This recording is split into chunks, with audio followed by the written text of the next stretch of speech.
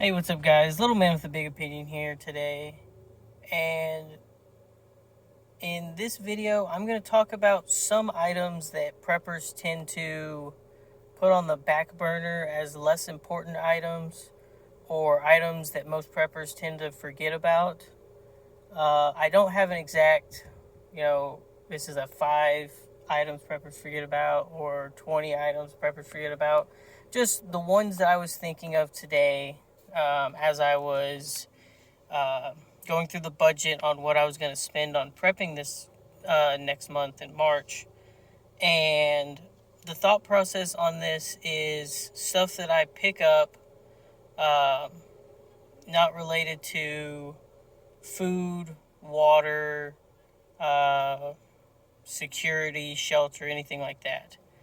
Um, so, no specific order and not a set amount. I kind of have the stuff sitting in passenger seat next to me, and I'll show it to you. I'll talk about it. And then in the comment section down below, let me know other items that were probably left off this list, because it's not a all-encompassing. Maybe some of the other preppers already have all of those items.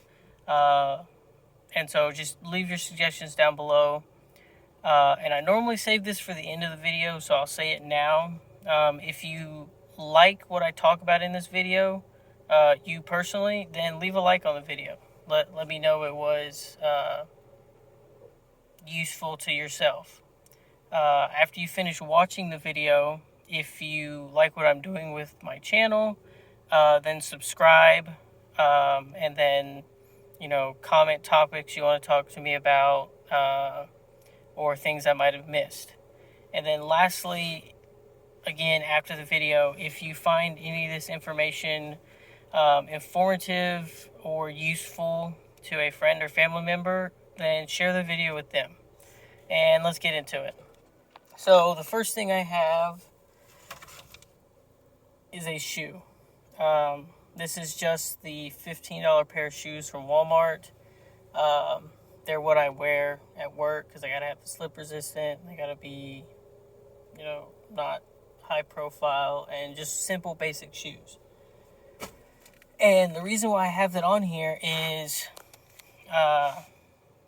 when I first started working as a delivery driver, I bought like 4 or 5 pairs of those shoes because most of the time, if you wear them for 30, 40 hours a week, they tend to crap out on you every 6 to 9 months. But what's nice about them is they're very cheap shoes. And if you got a really good pair of shoes that would last you, 1 to 5 years, not from like a running perspective or like a hiking perspective, but you can just wear them for daily use. And you spend a few $100s. If you bought 5 $20 pairs of shoes, you would probably get a little bit longer of a lifespan out of those than you would just having one really good pair of shoes.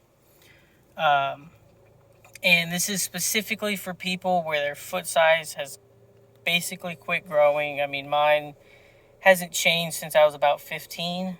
And so the other example I have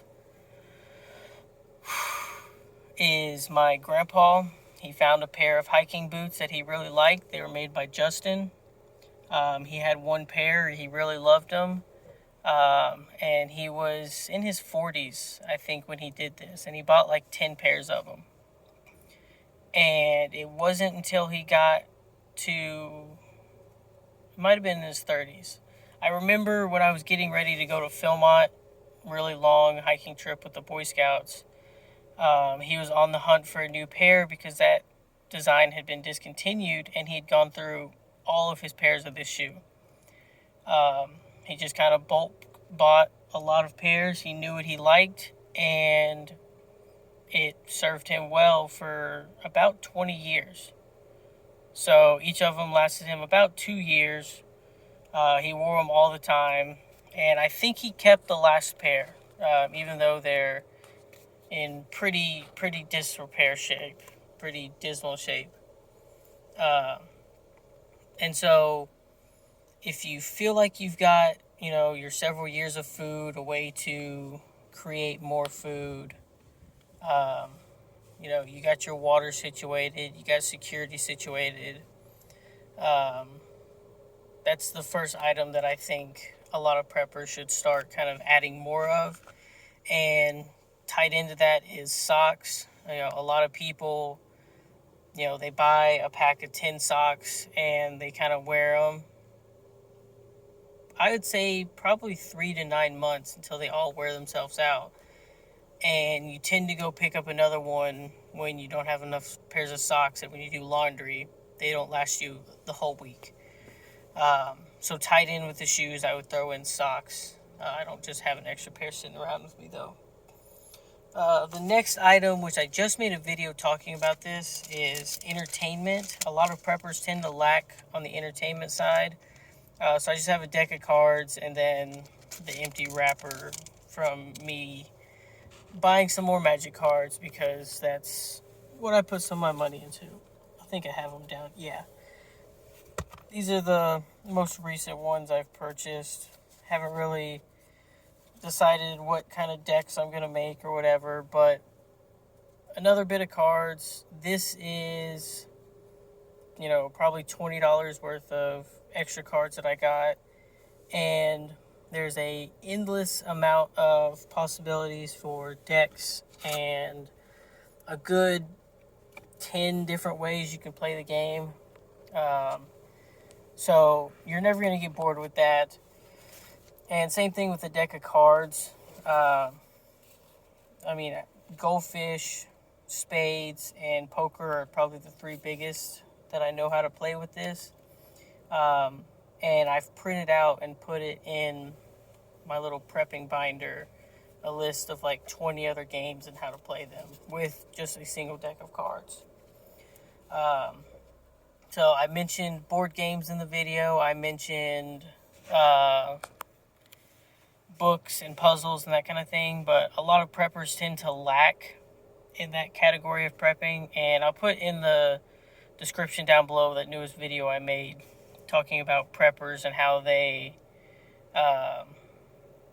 should entertain themselves and my suggestions on how to do that. But I am going to talk about books again.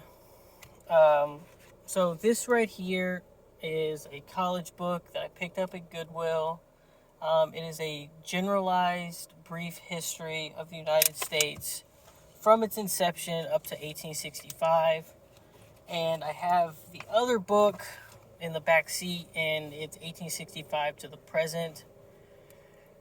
I think it goes up until Obama's second election.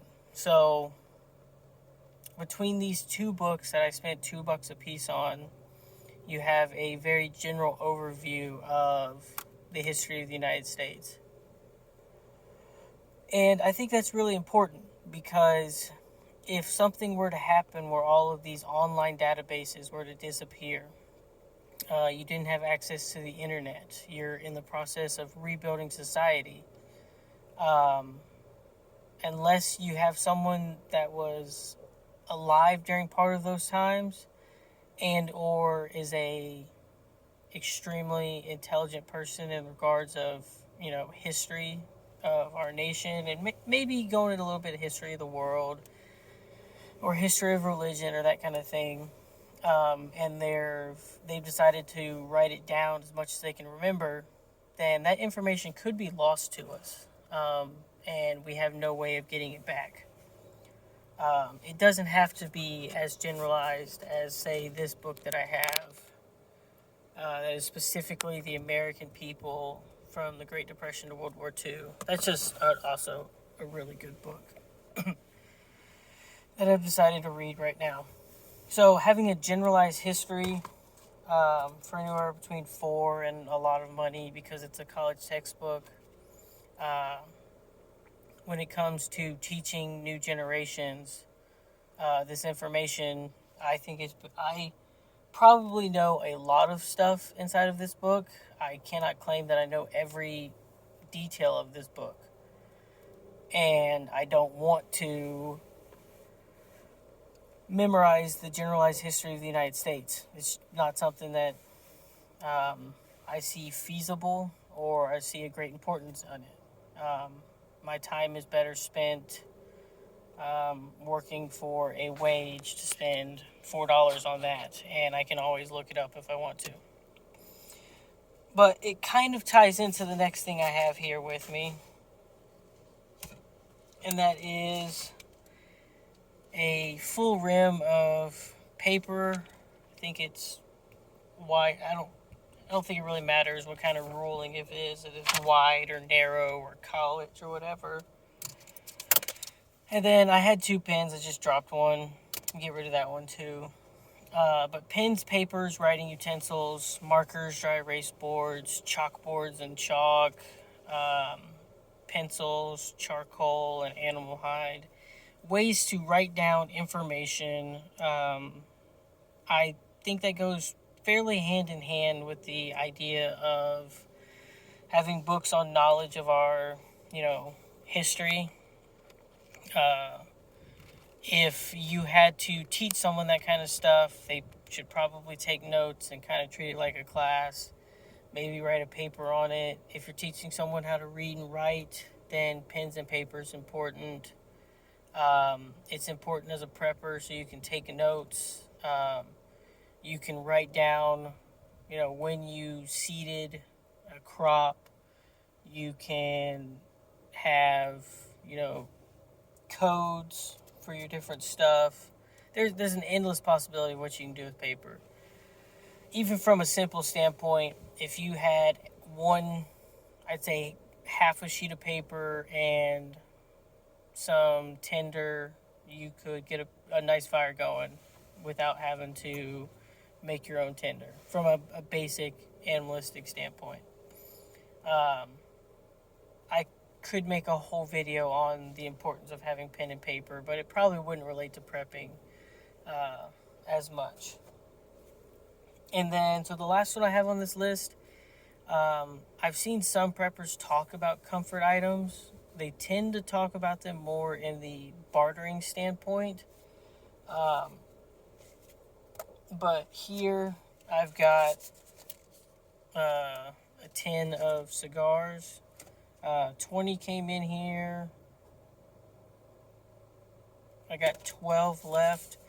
I know I gave 3 to a friend. And I bought that about a year ago. So 5 cigars in about a year. So it's not a habit item. It's like a last time I smoked one was when one of my best friends grandpa died. I knew him. We weren't close friends, but we sat down, smoked a cigar in his memory. And the time before that, this was within the last couple of weeks. The time before that was the election.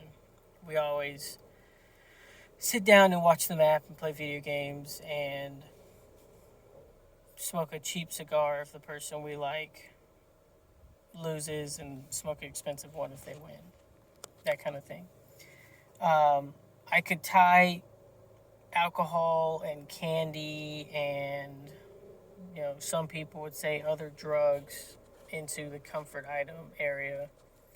But most preppers are really tied into their survivability.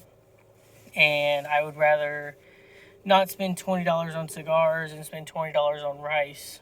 I'd rather have 2 extra 5-gallon water jugs. I'd rather have an extra box of ammo. Probably not now. $20 on a box of ammo is unheard of these days, unless it's a 5-round box. And even then, that might be pushing it. And that's all I have in the seat over there. So those are the items that I want to talk about today. Like I said, there's not going to be a top 5 items preppers forget. Just kind of an impromptu video. Like I said before, leave in the comment sections other items that most preppers tend to forget about, or not just forget about, but tend to put on the back burner. They're not as important as, I'd say, the big 3 is food, water, and security. Then you can kind of throw in shelter and medicine, and there's a very good list of what you should have prepped before you kind of start getting to these items. But if you have a budget that you've set and you have a percentage for items, I would put this at like a 5 or 10% compared to, food being 20 or 30, water being 20 or 30, medicine being 15.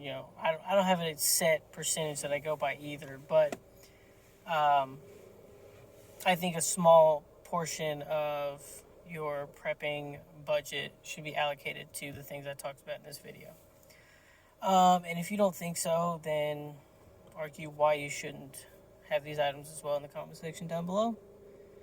And that's all I got for you, so I'll catch you in the next one. Peace.